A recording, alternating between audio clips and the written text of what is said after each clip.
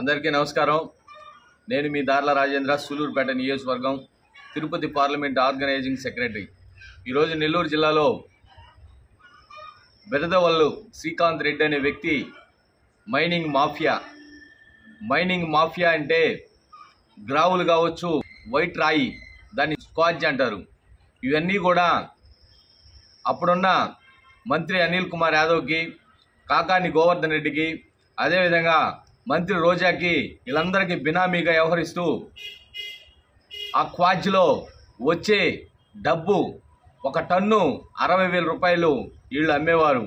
వందలాది టన్నులు పంపించి జగన్మోహన్ రెడ్డికి కావచ్చు, ఇక్కడ ఉన్న మంత్రులకి కమిషన్ రూపంలో అతను ఇస్తూ మైనింగ్ సామ్రాజ్యాన్ని విస్తరిస్తూ ఆయనకి అడ్డు అదుపు లేకుండా నెల్లూరు జిల్లా కావచ్చు, నెల్లూరులో కావచ్చు, గూడూరు కావచ్చు, వెంకటగిరి కావచ్చు, ఇవన్నీ చోట్ల కూడా క్వాజీని బయట తీసి, తెల్లరాయిని బయట తీసి వీళ్ళ అక్రమ సంపాదన ఈరోజు వందల వేల కోట్ల రూపాయలు వీళ్ళు వెనకేసుకోవడం జరిగింది।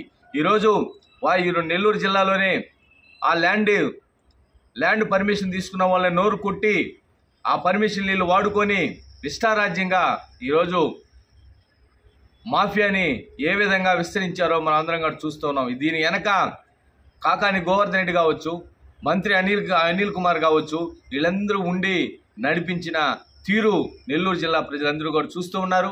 వీళ్ళని ఖచ్చితంగా శ్రీకాంత్ రెడ్డి అనే అతన్ని అరెస్ట్ చేస్తే వెనకున్న పాములన్నీ కూడా బయట వస్తాయి।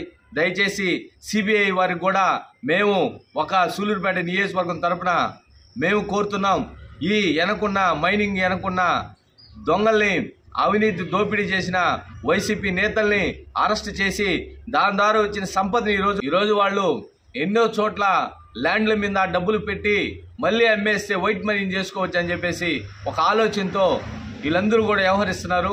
ఈ నెల్లూరు జిల్లాలో దొంగగానే కదిలిస్తే వందల కోట్ల రూపాయలు, వేల కోట్ల రూపాయలు ప్రభుత్వానికి ఆదాయం అని చెప్పి తెలియజేస్తూ ఈ కాకాని గోవర్ధన్ రెడ్డి, అనిల్ కుమార్ యాదవ్ వీళ్ళందరూ కూడా ఎంతో మంది ఈ వైట్ రాయికి వెనకాల మాఫియా నడిపించారు।